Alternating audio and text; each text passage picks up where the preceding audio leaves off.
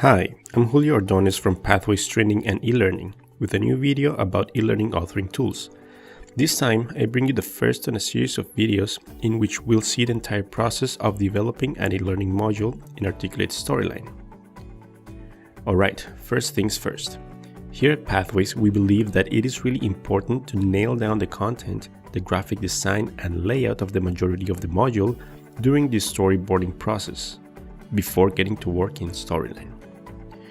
Here we have a storyboard we have created for the purposes of these videos, and as you can see, we have tried to define as best as possible the color scheme, the layout, the fonts, the images, and of course the content. In case you're wondering what a storyboard should include, in addition to what I just mentioned, it is also important that it includes any audio that accompanies the slide and any instructions for the developers in case there is an interaction. Now, when you believe your storyboard is solid and that no major contents or structural changes will be made, you can start developing in Storyline. The first thing we're going to do here is to set the dimensions of our module by going to the Design tab and selecting Story Size. By default, Storyline will choose a size with an aspect ratio of 4:3. However, I suggest choosing 16:9 aspect ratio. That way, if you want to have a slide with a full screen video, you won't see any edges around it, other than the Storyline player. That is, of course, if the video uses the same aspect ratio, which usually they do. Here, let's make our module 960 by 540 pixels, which is a quarter of the size of 1920 by 1080. Ultimately, the story size is not as important as the aspect ratio, since the Storyline player will automatically fill the browser window if you're using the modern player. Or if you're using the classic player, you can modify the settings to do so.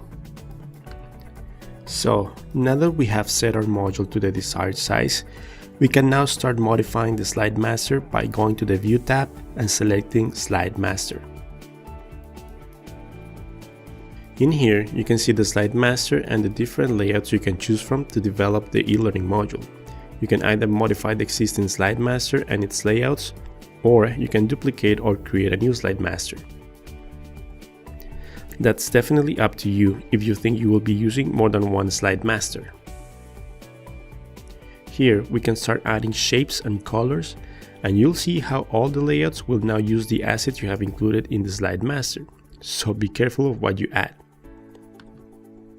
If there's something specific that you only need to use in one layout but not in another layout, you can simply insert the asset in that layout. Again, you can add shapes, pictures, text boxes, but most importantly, you can add placeholders, which are very useful if you're using the same layout multiple times, because you don't have to commit to a very specific content at this stage, but more so to a type of content that can be changed on every single slide that shares this layout. You can also rename your layout so that you can easily identify it later in your development process. Once you're done modifying your Slide Master, you can go back to your eLearning module by selecting Close Master View at the top of your screen.